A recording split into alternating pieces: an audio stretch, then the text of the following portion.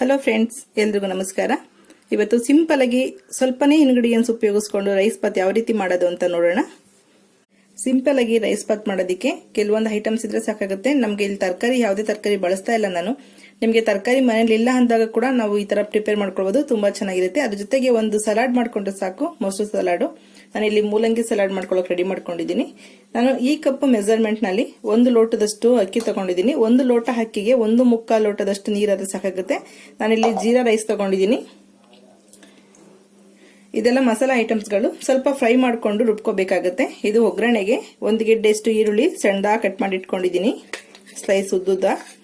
1 spoon ಅಷ್ಟು ತುಪ್ಪ ಬೇಕಾಗುತ್ತೆ. ಸ್ವಲ್ಪ ಸೋಂಪು 1/4 ಸ್ಪೂನ್ ಅಷ್ಟು, ಮೆಣಸು 1 8 ಕಾಳಷ್ಟು ಮೆಣಸಿದೆ, ಒಂದೇ ಒಂದು ಏಲಕ್ಕಿ ತಗೊಂಡಿದ್ದೀನಿ. ಇದು ಒಗ್ಗರಣೆ ಐಟಮ್ಸ್. 1-2 ಸ್ಪೂನ್ ಅಷ್ಟು ಎಣ್ಣೆ ಕೂಡ ಬೇಕಾಗುತ್ತೆ. ಇದೆಲ್ಲ ರುಬ್ಕೊಳ್ಳುವಂತ ಮಸಾಲಾಗಳು.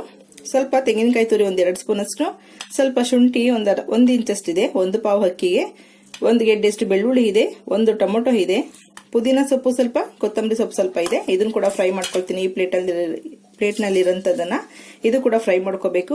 ಹಸಿಮೆಣಸಿನಕಾಯಿ 6 ತಗೊಂಡಿದ್ದೀನಿ, 1 ಪುಟಾಣಿ ಈರುಳ್ಳಿ ತಗೊಂಡಿದ್ದೀನಿ ಫ್ರೈ ಮಾಡ್ಕೊಳ್ಳೋದಿಕ್ಕೆ, ಏಲಕ್ಕಿ 1 ಇಂಚಷ್ಟು ಚಕ್ಕೆ. ಈ ಫ್ಲೇವರ್ದು ಚಕ್ರ ಮೊಗ್ಗು, ಇದನ್ನ ಬರೀ ಜಸ್ಟ್ ಅರ್ಧ ಹಾಕಿದ್ರೆ ಸಾಕಾಗುತ್ತೆ. ತುಂಬಾ ಹಾಕಿದ್ರೆ ಫ್ಲೇವರ್ ಜಾಸ್ತಿ ತಿನ್ನೋದಿಕ್ಕಾಗಲ್ಲ. ಲವಂಗ 5 ಇದೆ, ಮೆಣಸು 8 ಕಾಳಷ್ಟು ಮೆಣಸಿದೆ. ಈಗ ಮಾಡೋದು ಹೇಗೆ ಅಂತ ನೋಡೋಣ. 1 ಸ್ಪೂನ್ ಅಷ್ಟು ಎಣ್ಣೆ ಹಾಕಿದ್ದೀನಿ. ಈಗ ಎಲ್ಲ ಪ್ಲೇಟ್ ಅಲ್ಲಿ ಇರೋಂಥದ್ದನ್ನ ಒಂದೇ ಸಲ ಹಾಕೊಳ್ಳೋಣ.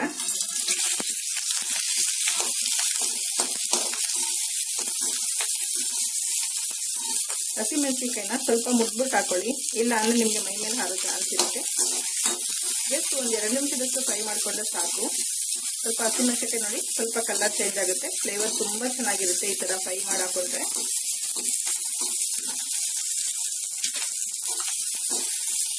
ಈಗ 1 ಟೊಮೊಟೊ, ಶುಂಠಿ ಬೆಳ್ಳುಳ್ಳಿ ಕೂಡ ಹಾಕೊಳ್ಳೋಣ. ಇದೊಂದು ಸ್ವಲ್ಪ ಫ್ರೈ ಆದ್ಮೇಲೆ ಕೊನೆಯಲ್ಲಿ ನಾವು ಸೊಪ್ಪು ಹಾಕೊಳ್ಳೋಣ. ಈಗ ಸ್ವಲ್ಪ ತೆಂಗಿನಕಾಯಿ ತುರಿ, ಇದನ್ನು ಕೂಡ ಫ್ರೈ ಮಾಡ್ಕೋಬೇಕು, ಚೆನ್ನಾಗಿರುತ್ತೆ.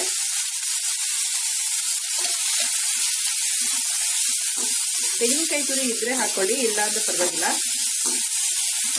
ಸೊಪ್ಪು, ಪುದೀನ, ಕೊತ್ತಂಬರಿ 2 ತಗೊಂಡಿದ್ದೀನಿ. ಜಸ್ಟ್ ಸ್ಟವ್ ಆಫ್ ಮಾಡಿದ್ರೆ ಆಯ್ತು. ಈಗ ಜಸ್ಟ್ ಅದು ಬಿಸಿಗೆನೆ ಸೊಪ್ಪು ಚೆನ್ನಾಗಿ ಫ್ರೈ ಆಗುತ್ತೆ. ಈಗ ಇದನ್ನ ಸ್ವಲ್ಪ ತಣ್ಣಗಾಗೋದಕ್ಕೆ ಬಿಟ್ಟು 1 5 ನಿಮಿಷ, ಆಮೇಲೆ ರುಬ್ಕೋಬೇಕು. ನೀರು ಹಾಕೊಂಡು ನುಣ್ಣು ಪೇಸ್ಟ್ ಮಾಡ್ಕೋಬೇಕು. ನೋಡಿ ಮಸಾಲ ಎಲ್ಲ ಸ್ವಲ್ಪ ತಣ್ಣಗಾದ ತಕ್ಷಣ, ತುಂಬಾ ತಣ್ಣಗಾಗಬೇಕಂತಿರಲಿಲ್ಲ, 1 5 ನಿಮಿಷ ಬಿಟ್ಟರೆ ಸಾಕು. ಸ್ವಲ್ಪ ಬಿಸಿ ಬೆಚ್ಚಗಿದ್ದಂಗೆನೆ ನುಣ್ಣಗೆ ರುಬ್ಕೊಳ್ಳಿ. ಸ್ವಲ್ಪ ನೀರು ಹಾಕಿ ರುಬ್ಕೊಳ್ಳಿ, ಚೆನ್ನಾಗಿರುತ್ತೆ ಟೇಸ್ಟ್. ಇಲ್ಲಿ 1 ಸೈಡ್ ನೀರು ಕಾಯೋದಕ್ಕೆ ಇಟ್ಕೊಂಡಿದ್ದೀನಿ. 1 ಲೋಟ ಅಕ್ಕಿಗೆ 1/4 ಲೋಟದಷ್ಟು ನೀರನ್ನ, ಸ್ವಲ್ಪ ಎಣ್ಣೆ ಬಿಟ್ಕೊಂಡಿದ್ದೀನಿ ಕುಕ್ಕರ್ಗೆ, ಸ್ವಲ್ಪ ತುಪ್ಪ ಕೂಡ ಹಾಕೊಳ್ತಾ ಇದ್ದೀನಿ. ಸ್ವಲ್ಪ ಬಿಸಿ ಆಗ್ತಾ ಇದ್ದಂಗೆನೆ ನಾವು ಸೋಂಪು ಮತ್ತೆ ಮೆಣಸು, 1 ಏಲಕ್ಕಿನ ಈ ತರ ಓಪನ್ ಮಾಡಿ ಇಟ್ಕೋಬೇಕು, ಅದನ್ನ ಹಾಕೊಳ್ಳೋಣ. ಅದು ಸ್ವಲ್ಪ ಫ್ರೈ ಆದ ತಕ್ಷಣ 1 ಗೆಡ್ಡೆಷ್ಟು ಈರುಳ್ಳಿ ಕಟ್ ಮಾಡಿ ಇಟ್ಕೊಂಡಿದೀವಲ್ಲ ಅದನ್ನ ಹಾಕೊಳ್ಳೋಣ. ನಿಮ್ಗೆ ಇಲ್ಲಿ ತರಕಾರಿ ಏನಾದ್ರೆ ನೀವು ಬಟಾಣಿ, ಹಸಿ ಬಟಾಣಿ ಮತ್ತೆ ಆಲೂಗೆಡ್ಡೆ ಬೇಕಾದ್ರೆ ಉಪಯೋಗಿಸ್ಕೊಳ್ಬಹುದು. ಈರುಳ್ಳಿನ ಈ ತರ ಸಣ್ಣ ಸಣ್ಣದಾಗಿ ಉದ್ದಕ್ಕೆ ಹೆಚ್ಕೊಳ್ಬೇಕು, ಚೆನ್ನಾಗಿರುತ್ತೆ ಫ್ರೈ ಆದ್ರೆ. ಈರುಳ್ಳಿ ನೋಡಿ ಸ್ವಲ್ಪ ಕಲರ್ ಚೇಂಜ್ ಆಗಿದೆ, ಫ್ರೈ ಆಗಿದೆ. ತುಂಬಾ ರೋಸ್ಟೆಡ್ ಆಗ್ಬೇಕಂತ ಏನಿಲ್ಲ. ಈಗ ಮಸಾಲ ಹಾಕೊಳ್ಳೋಣ.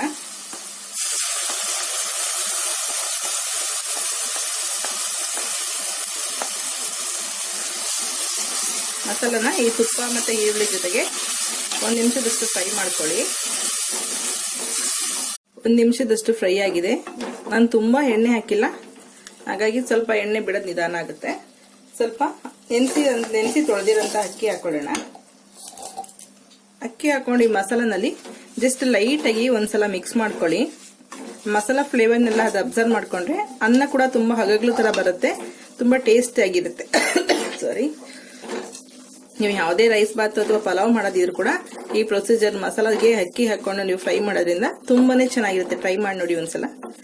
ಈಗ ಸ್ಟವ್ ಸಿಮ್ ಮಾಡಿ 1 ಅರ್ಧ ನಿಮಿಷದಷ್ಟು ಅದು ಮಸಾಲಾ ಫ್ಲೇವರ್ನ ಅಬ್ಸರ್ವ್ ಮಾಡ್ಕೊಳಕ್ ಬಿಡೋಣ. ನೋಡಿ ಮಸಾಲಾನಲ್ಲಿ 1 ಅರ್ಧ ನಿಮಿಷದಷ್ಟು ಫ್ರೈ ಆಗಿದೆ. ಈಗ ಉಪ್ಪು ಹಾಕಿರ್ಲಿಲ್ಲ, ಉಪ್ಪು ಹಾಕೊಳ್ಳೋಣ. ನೀರು ಕುದೀತಾ ಇದೆ, ಕುದಿಯುವಂತ ನೀರು ಹಾಕೊಳ್ಳೋಣ. ಹಾಕೊಂಡು ಸ್ಟವ್ನ ಹೈ ಫ್ಲೇಮ್ ಮಾಡ್ಕೊಳ್ಳಿ. ಜಸ್ಟ್ ಅಕ್ಕಿ ಕೂಡ ನೆಂದಿರೋದ್ರಿಂದ ನನಗೆ ಒಂದೇ ವಿಸಲ್ ಸಾಕಾಗುತ್ತೆ. ಇಲ್ಲಿ ತರಕಾರಿ ಏನೂ ಇಲ್ಲ, ಹಾಗಾಗಿ ಒಂದು ವಿಸಲ್ ತಗೊಂಡ್ರೆ ಸಾಕಾಗುತ್ತೆ.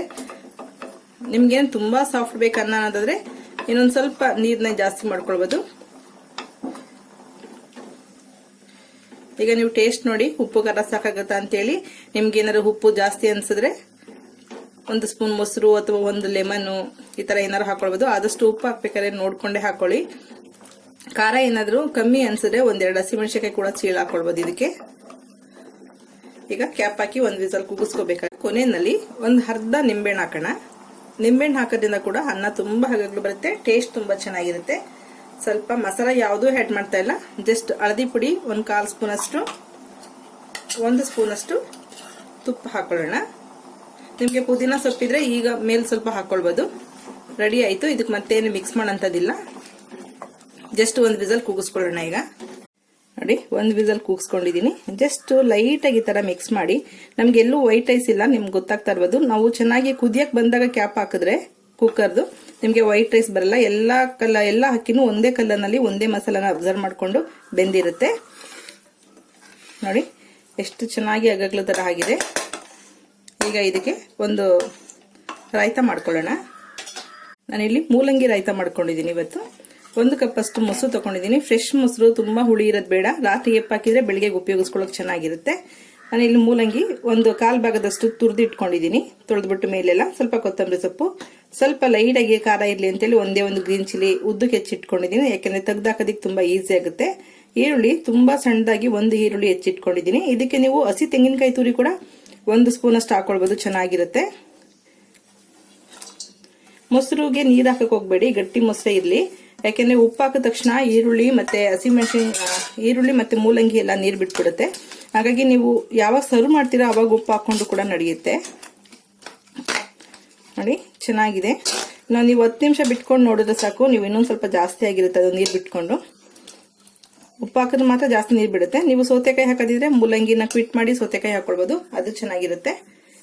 ಇಲ್ಲಿ ಉಪ್ಪು ಹಾಕೊಂಡಿದ್ದೀನಿ. ಇನ್ನೂ ಸ್ವಲ್ಪ ನಿಮ್ಗೆ ರಾಯ್ತ ಜಾಸ್ತಿ ಬೇಕು ಅನ್ನೋದಾದ್ರೆ ಏನ್ ಸ್ವಲ್ಪ ಮೊಸರು ಆಡ್ ಮಾಡ್ಕೊಳ್ಬಹುದು, ಚೆನ್ನಾಗಿರುತ್ತೆ. ಮೂಲಂಗಿ ಆರೋಗ್ಯಕ್ಕೆ ತುಂಬಾನೇ ಒಳ್ಳೇದು. ನೀವು ಈ ತರ ಮೂಲಂಗಿ ತಿಂದಾಗ ನಿಮ್ಗೆ ಸ್ವಲ್ಪನೂ ಖಾರ ಅನ್ಸಲ್ಲ, ತುಂಬಾ ಟೇಸ್ಟ್ ಡಿಫ್ರೆಂಟ್ ಆಗಿರುತ್ತೆ. ಮಕ್ಕಳು ಕೂಡ ತುಂಬಾ ಹೆಲ್ದಿ ಫುಡ್ ಇದು. ಮೂಲಂಗಿ ಸಾಮಾನ್ಯವಾಗಿ ಕೂಡ ತಿನ್ನೋದಿಲ್ಲ. ಹಸಿ ಮೂಲಂಗಿನ ಈ ರೀತಿ ಕೂಡ ತಿನ್ಸ್ಬಹುದು ನಾವು. ಈಗ ರಾಯ್ತ ರೆಡಿ ಆಗಿದೆ, ಸರ್ವ್ ಮಾಡ್ಕೊಳ್ಳಿ. ಸಿಂಪಲ್ ರೈಸ್ ಬಾತ್ ರೆಡಿ ಆಗಿದೆ. ತುಂಬಾ ಚೆನ್ನಾಗಿರುತ್ತೆ, ಒಳ್ಳೆ ಟೇಸ್ಟ್ ಇರುತ್ತೆ. ಇದರಲ್ಲಿ ಮುಖ್ಯವಾಗಿ ಅಂದ್ರೆ ನಮ್ಗೆ ತರಕಾರಿಗಳನ್ನೆಲ್ಲ, ಮಕ್ಕಳುಗಳ ತರಕಾರಿ ಮತ್ತೆ ಮಸಾಲಾ ಐಟಮ್ಸ್ ಏನಾದ್ರು ಒಗ್ಗರಣೆಗೆ ಹಾಕಿದ್ರೆ ಎಲ್ಲ ತೆಗ್ದಿಕ್ಕೋ ಚಾನ್ಸ್ ಇರುತ್ತೆ.